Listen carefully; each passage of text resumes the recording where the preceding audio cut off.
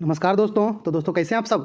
तो दोस्तों जैसा कि कल इंडियन पॉलिटी का क्वेश्चन लाए थे और उसमें जो टॉपिक था आपका मौलिक अधिकार था, फंडामेंटल राइट्स, है ना।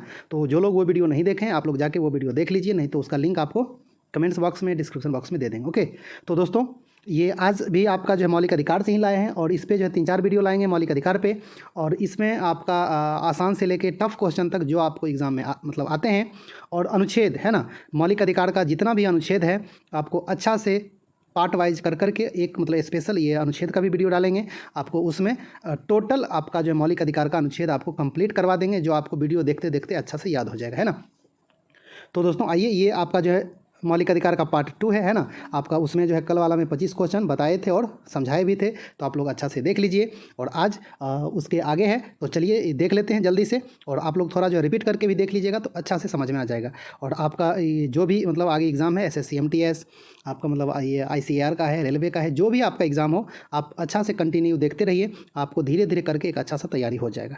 तो चलिए हम लोग ये आज का वीडियो स्टार्ट करें। और यदि आप लोग मेरे चैनल पर नए हैं तो चैनल को ज़रूर सब्सक्राइब कर लें और आप अपने दोस्तों में भी शेयर करें। और आपको यदि ये वीडियो अच्छा लगेगा तो लाइक कर दीजिएगा। ओके।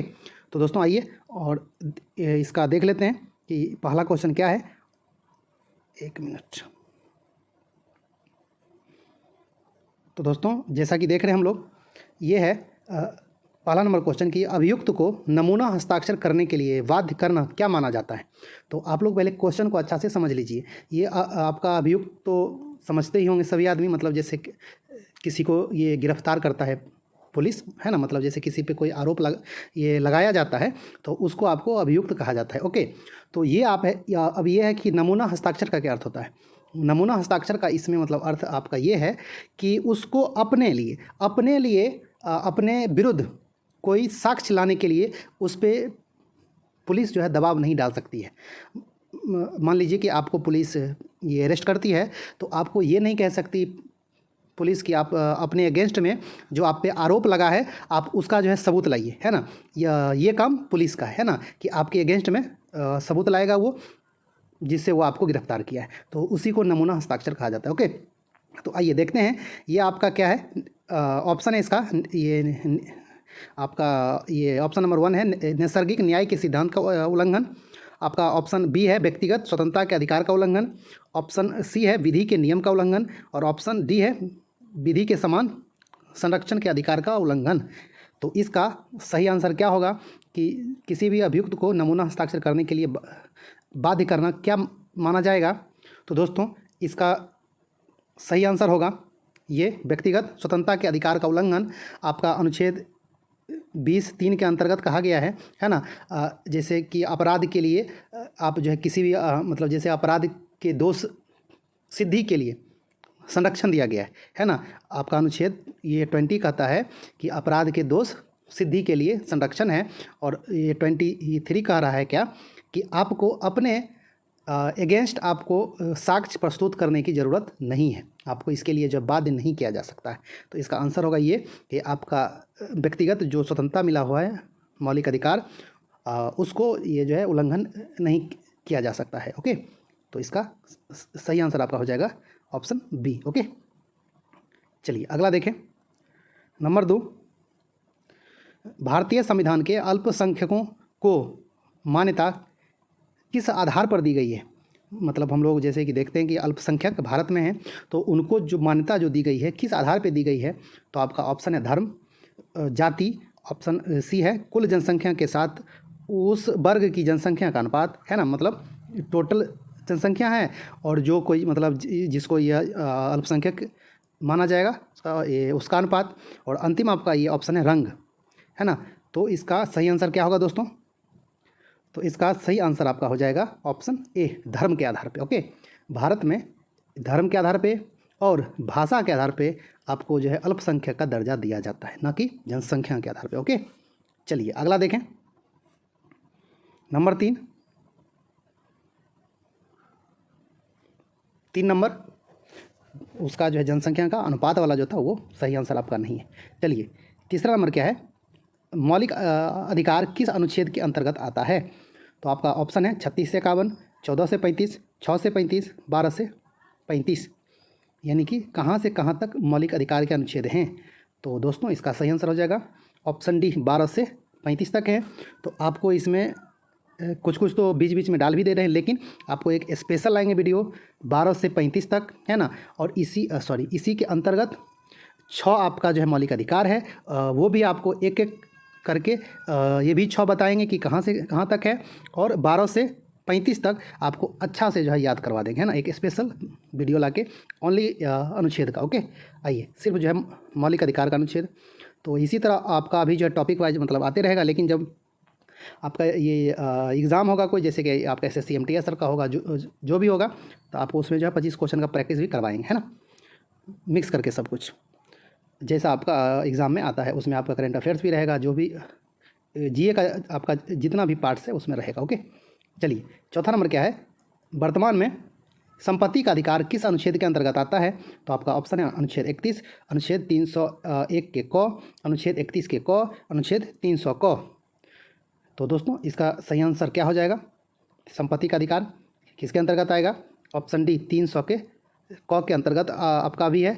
ये पहले क्या था? मौलिक अधिकार था, जो कि ये आपका ये 1978 में 44वां संविधान संशोधन के द्वारा इसको संपत्ति के अधिकार को हटा दिया गया।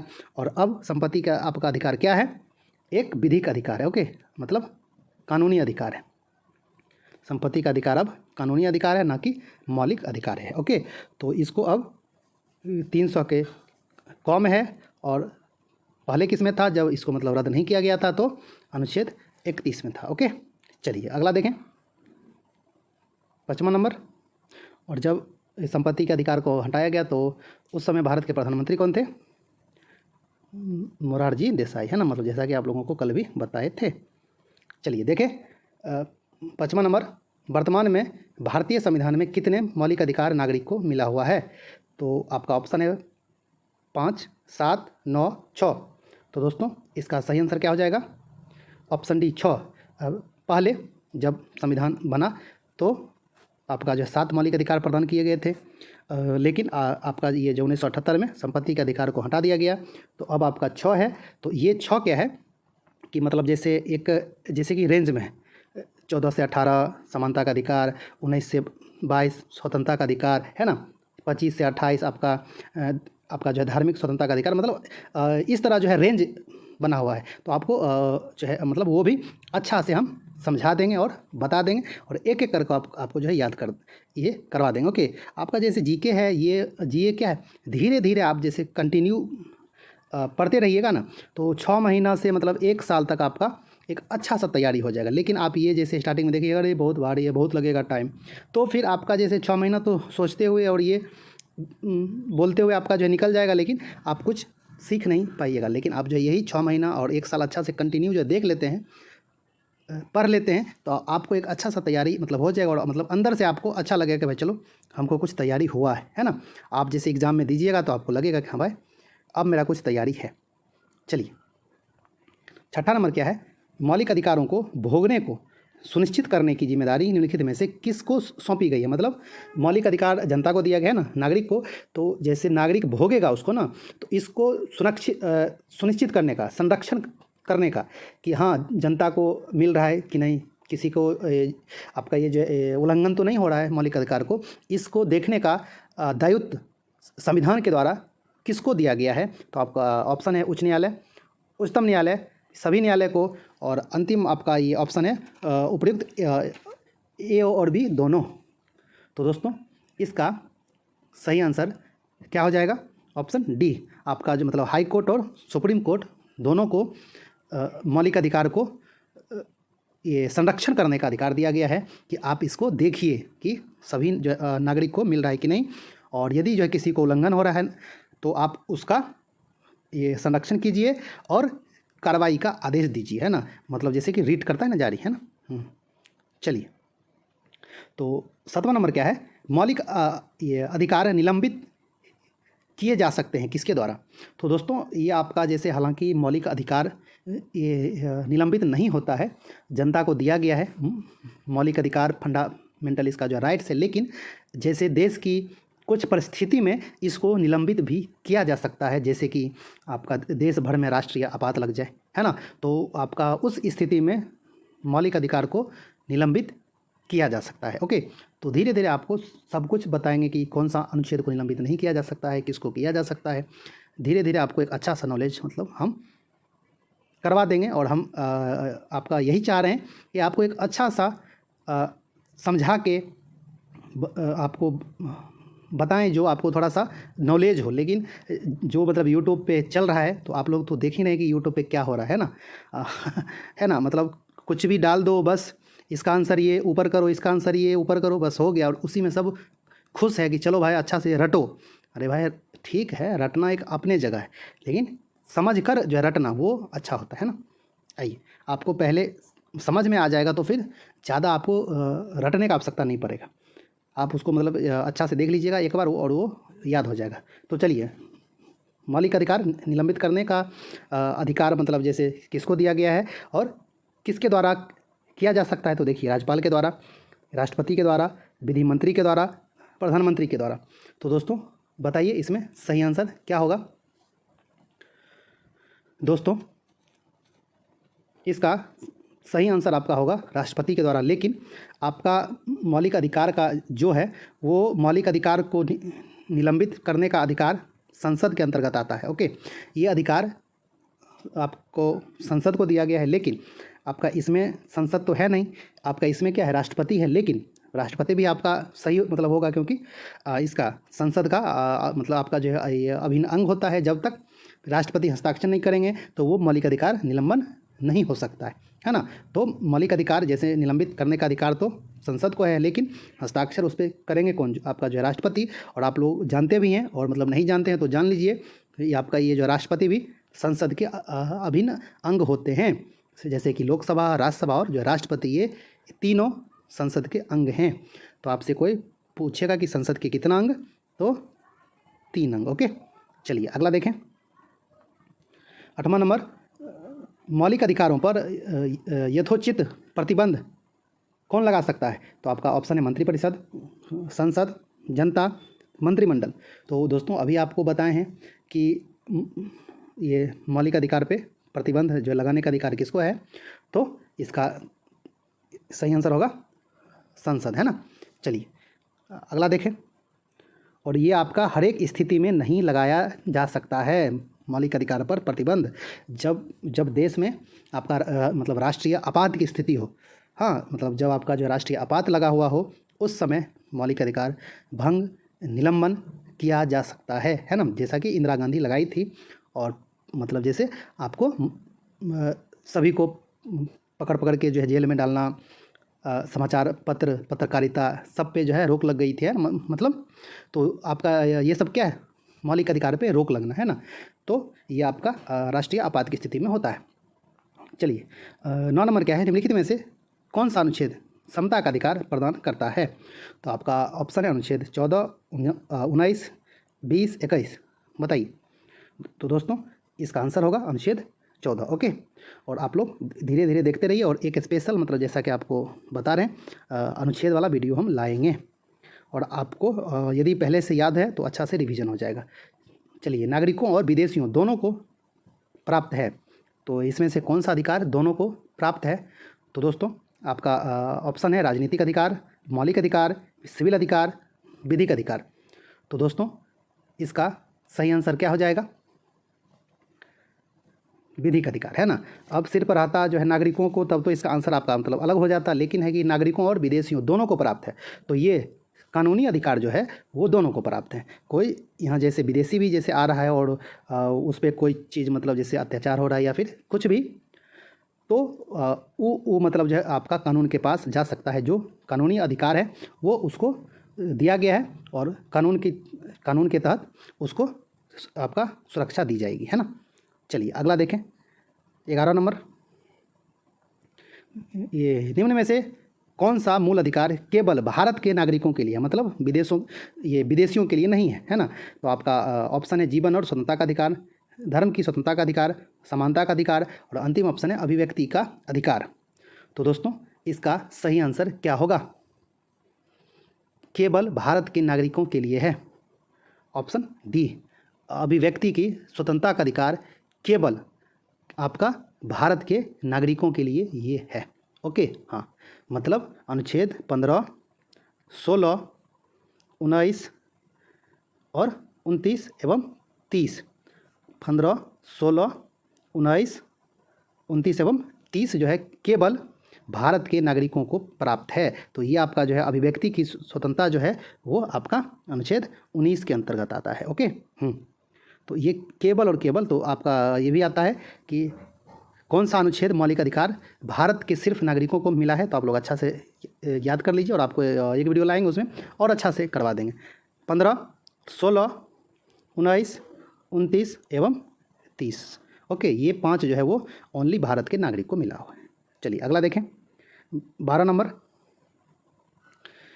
किसी धर्म विशेष के संवर्धन के लिए करों के भुगतान की अनिवार्यता से मुक्ति की गारंटी दी गई है। ये कह रहा है क्या, इसको सिंपल सा भाषा में समझिए कि धार्मिक कर से मुक्ति कौन से अनुच्छेद में दिया गया है ना। तो आपको जैसे लिखेगा एकदम जैसे अजीब तरीका से, लेकिन आपको उसको समझना होगा, है ना। आप लोग खाली मतलब जैसे छोटा सा कर लीजिएगा याद, धार्मिक करों से मुक्ति इतना अनुच्छेद ये, लेकिन आपको इतना थोड़ा आपको जो है ये डिटेल दिया है करे ना, तो इसको थोड़ा सा आप लोग अच्छा से देखना पड़ेगा। तो धार्मिक कर से मुक्ति किस अनुच्छेद में, आपका ऑप्शन है 25, 26, 27, 28। तो दोस्तों इसका सही आंसर हो जाएगा ऑप्शन सी, अनुच्छेद 27 में धार्मिक करों से मुक्ति का प्रावधान किया गया। ओके, चलिए अगला देखें, 13 नंबर, ये क्या है कि आपका अल्पसंख्यकों के हितों की सुरक्षा पर किस अनुच्छेद में विचार किया गया है। यानी कि अल्पसंख्यक के हितों की सुरक्षा किस अनुच्छेद में, आपका ऑप्शन है 14, 19, 29, 32। तो दोस्तों अल्पसंख्यक के हितों की सुरक्षा अनुच्छेद 29 में किया गया है। ओके, चलिए आपका अगला देखें, ये 14 नंबर, भारतीय संविधान का कौन सा अनुच्छेद अस्पृश्यता यानी कि छुआछूत का उन्मूलन करता है। आपका ऑप्शन है 14, 15, 16, 17। तो दोस्तों इसका सही आंसर होगा ऑप्शन डी, ये आपका है अनुच्छेद 17 जो है वो अस्पृश्यता के अंत का उन्मूलन करता है ना। मतलब उसका छुआछूत मतलब क्या है, आपका जो एक तरह से अवैध है ना। आप किसी को जाति के आधार पे, है ना, धर्म के आधार पे किसी से छुआछूत, आप उसको मतलब जैसे ये अछूत नहीं बोल सकते हैं, या फिर उससे आप जैसे है हटो हटो हटो हटो, है ना, ये आप नहीं कर सकते। ये अनुच्छेद 17 में कहा गया है और ये हर एक का क्या है, मौलिक अधिकार है। किसी को आप अछूत छुआछूत आप किसी से ना कीजिए और वो आपका सही भी नहीं है ना। चलिए 15 नंबर क्या है, निम्न में से कौन सा मौलिक अधिकार नहीं है। तो दोस्तों आपका ऑप्शन है समता का अधिकार, शोषण के प्रति अधिकार, हड़ताल का अधिकार, धर्म की स्वतंत्रता का अधिकार। तो इसमें से आपका स्पष्ट है आंसर क्या, हड़ताल का अधिकार क्या है, मौलिक अधिकार नहीं है। ओके, चलिए आगे देखें, 16 नंबर,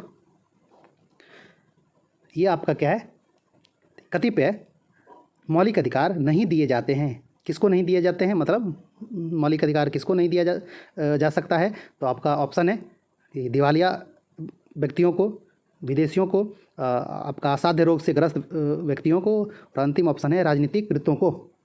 तो दोस्तों इसका सही आंसर क्या होगा, ऑप्शन ए, सॉरी एक मिनट, विदेशियों को। किसको, आपका जो मौलिक अधिकार है संविधान में जो दिया गया है वो विदेशियों को वो ऑल टू ऑल अधिकार नहीं दिया जा सकता है। ओके, तो आपको जैसे छांट के हम बता दिए थे कि ये सब ओनली आपका भारत के नागरिकों को दिया गया है ना।